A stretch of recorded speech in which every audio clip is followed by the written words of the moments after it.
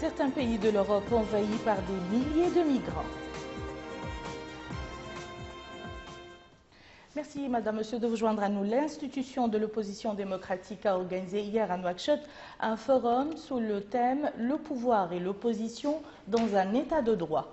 Le forum a été animé par des chefs de parti, des hommes politiques, des personnalités nationales, des élus et des intellectuels.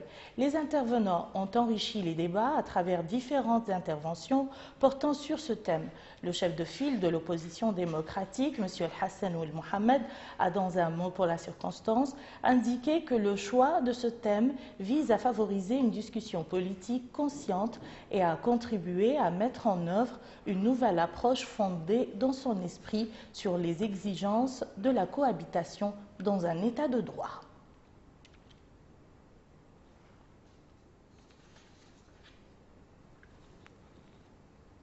Je vous le disais dans les titres, signature à Nouakchott par la ministre de l'Élevage, Dr Fatma Habib, et de son homologue sénégalaise, Mme Aminata Mbengue du procès-verbal sanctionnant la visite que cette dernière a effectue depuis hier dans notre pays, la Mauritanie. Le document comporte divers points et mesures tendant à garantir le déroulement des opérations d'approvisionnement des marchés de bétail sénégalais en moutons destinés au sacrifice de l'Aïd al-Adha. Abdelrahman Hamad nous en dit plus. Le procès verbal couronnant la réunion de travail entre notre ministre de l'Élevage et son homologue sénégalaise a comporté plusieurs dispositions garantissant l'approvisionnement du Sénégal en moutons de l'Eid el-Kébir dans de meilleures conditions. Le PV a également recommandé la mise en place d'un système de suivi et de veille, la nécessité de responsabiliser les organisations socio-professionnelles et la mise en place d'un comité conjoint comprenant des représentants de ces organisations socio-professionnelles de l'élevage chargés de l'organisation, de la gestion et de suivi de l'approvisionnement du Sénégal en moutons de l'Eid el-Kébir. Bien entendu que les organisations socio-professionnelles nationales de l'élevage ont participé de manière active aux différentes étapes de ce processus. Cette année, nous nous sommes réunis dans un esprit fraternel pour mettre en œuvre cette requête du pays frère sénégalais. Et nous a permis également de revoir tous les problèmes qui se sont posés pour l'opération passée, donc faire le bilan d'opération passée pour que cette opération cette année réussisse convenablement. Et ce qui est extrêmement nouveau, c'est que nous avons demandé la création de marchés sur toute la frontière qui nous lie avec le Sénégal, pour que les Sénégalais viennent eux-mêmes s'approvisionner à partir des marchés mauritaniens et surtout pour qu'ils viennent échanger leurs devises, donc le franc CFA en devise nationale, et pour que les achats, les transactions se font dans notre monnaie, la monnaie mauritanienne, et elle apportera certainement en plus à l'économie de ce pays et aux éleveurs de ce pays, et évitera éventuellement les tracasseries que les éleveurs mauritaniens rencontrent sur tous les chemins jusqu'à Dakar. Notons que la partie sénégalaise avait manifesté son intérêt d'acheter dans notre pays 350 000 moutons pour la fête de l'Eid el-Kébir. La société mauritanienne de commercialisation du poisson à Nouadhibou a reçu le certificat ISO 2008-9001. La cérémonie s'est déroulée au siège de l'entreprise qui reçoit ainsi une reconnaissance de la qualité de ses produits et de la gestion. Cette reconnaissance contribuera sans doute à donner plus de crédit à la SMCP. Abdoul Adamaba. Dorénavant, la société mauritanienne de commercialisation du poisson SMCP est certifiée ISO 9001-2008. Le certificat consacrant cette distinction a été remis au directeur général de cette société par le représentant de la Société générale de surveillance SGS. Ce prix dédié à cette entreprise va soutenir le système de commercialisation des produits dans le cadre de l'exploitation des produits de pêche. Cette certification ISO 9001-2008 est le fruit d'une démarche qualité mise en œuvre à travers un système de management de la qualité conforme aux normes internationales engagées depuis la restructuration du capital de la société en 2011, l'État détenant désormais 70% du capital et nos opérateurs privés nationaux 30% du capital. Les principaux axes de cette démarche portent sur l'écoute et la satisfaction des clients et des producteurs, qui sont notre raison d'être, le développement d'un partenariat efficace avec les administrations, et tous les différents intervenants dans le processus des exportations, les gardes-côtes, l'ONISPA, la douane et les ports, des procédés efficaces pour le traitement des informations et la maîtrise des délais de règlement, la transparence des transactions commerciales afin d'assurer l'écoulement régulier de nos produits au meilleur prix. Présent à cette cérémonie, le Wali Moussaïd de la wilaya de Dakhlen Nouadhibou, Mohamed Mahmoud Moustapha, a salué cette distinction, ce qui, toujours selon lui, conformément aux normes internationales, s'inscrit dans le cadre des réformes structurelles que le département des pêches entreprend afin que cela soit intégré dans le système économique national et promouvoir ce secteur. Pour sa part, le représentant de la Société Générale de Surveillance SGS, Karim Yassine, il est revenu sur l'utilité de ce certificat pour la SMCP. Il a par la suite loué le partenariat qui lie le bureau ESMA Qualité et l'entreprise primée, ce qui, dit-il, a permis l'obtention de cette distinction. Cette cérémonie s'est déroulée en présence du hakim de la ville de Nouadhibou, du président du conseil d'administration et de plusieurs employés de la SMCP. Un communiqué du ministère des Affaires islamiques et de l'enseignement originel vient juste de nous parvenir. Le ministère convoque les pèlerins dont les numéros commencent à partir de 001 jusqu'à 0480 de se présenter demain à 8 h à l'Institut Ibn Abbas, ancienne mosquée.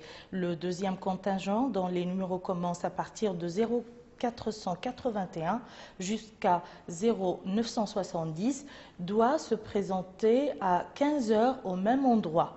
Le troisième contingent du numéro, à partir du numéro 0971 jusqu'à 1461 est convoqué dimanche 30 août 2015 à 8 h à l'Institut Ibn Abbas, ancienne mosquée. Le quatrième contingent du numéro 1462 au 1752 est convoqué le dimanche 30 août 2015 à 15 h au même endroit. Les intéressés sont priés de se présenter physiquement munis de leur registre d'enregistrement et de leur carte nationale d'identité. La décision du ministère de l'Éducation nationale portant sur l'organisation du secteur de l'enseignement privé semble avoir été bien appréciée par les intervenants de ce domaine. La famille scolaire a accueilli avec satisfaction un pas dans la normalisation d'un secteur fondamental dans le système scolaire. Bokar Baylaba. La nouvelle réglementation du ministère de l'Éducation nationale interdisant les établissements privés ne répondant pas au cahier de charges de l'enseignement privé semble rencontrer beaucoup de satisfaction.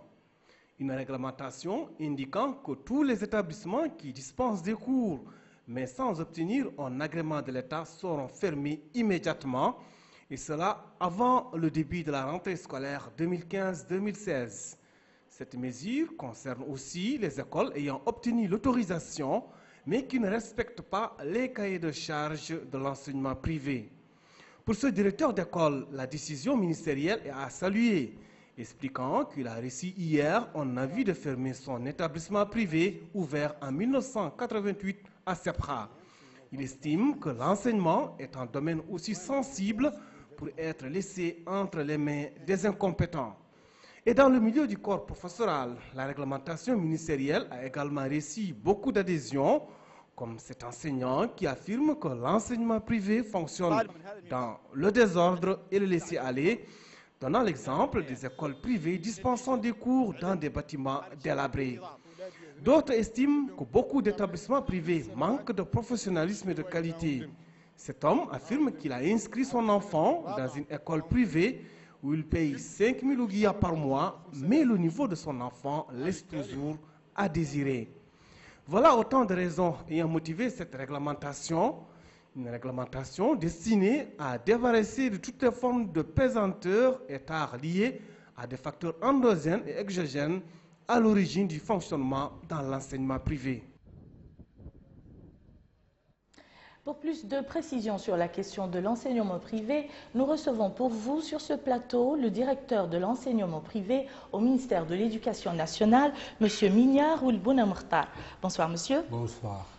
Quels sont les objectifs des dernières mesures que votre département a pris à l'encontre des établissements de l'enseignement privé et quels sont les critères auxquels doivent répondre les écoles privées? D'accord, je vous remercie. Pour ce qui est de cette année, vous savez que c'est l'année de l'enseignement par excellence, déclarée par le président de la République. Tout à fait. Et dans ce cadre, nous sommes en train d'organiser l'enseignement privé qui est un atelier de l'éducation nationale.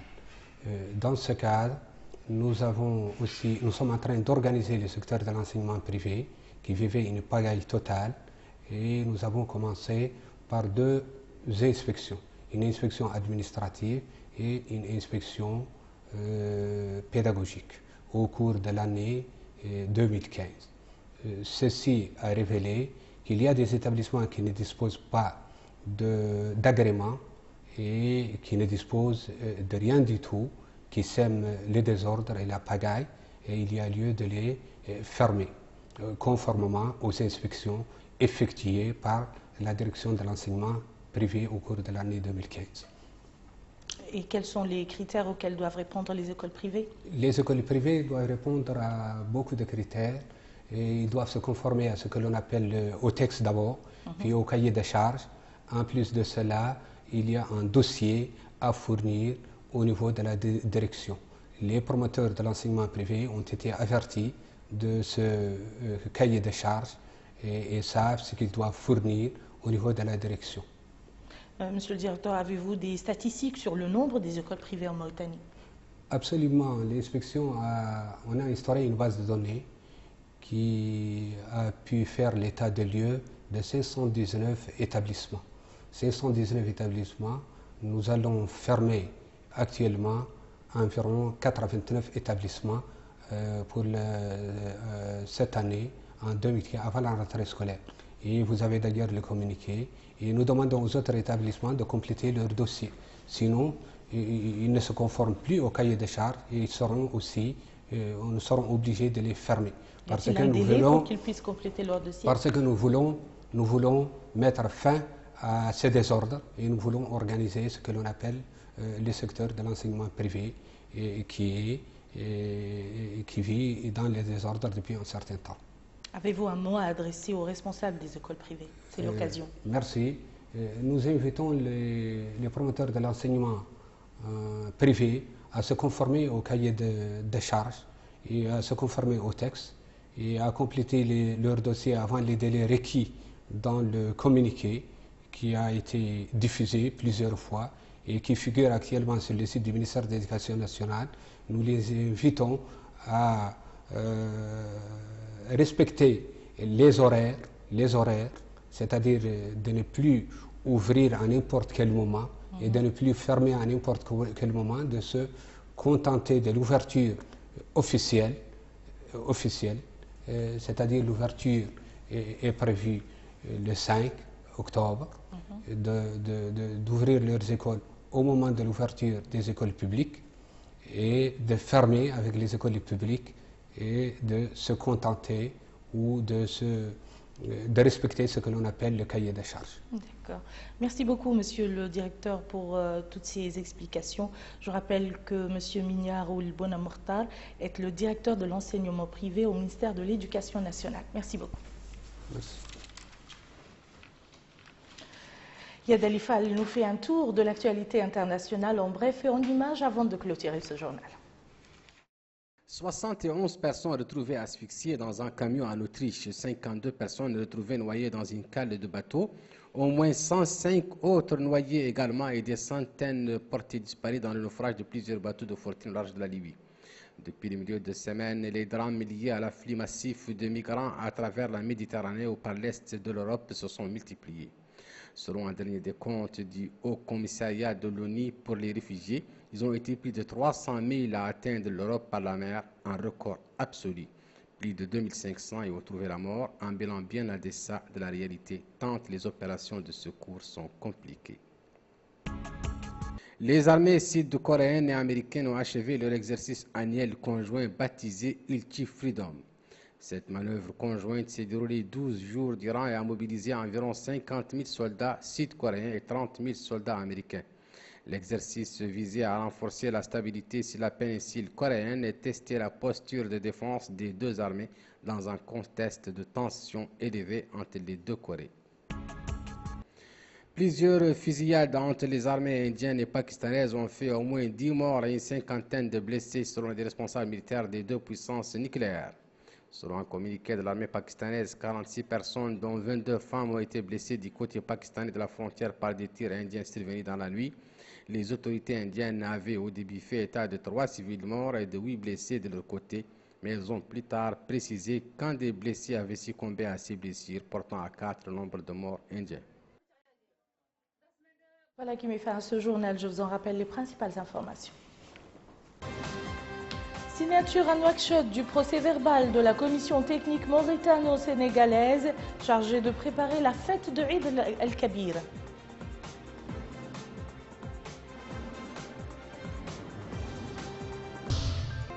Le département de l'éducation nationale met en place une opération d'envergure pour la réorganisation du secteur de l'enseignement privé.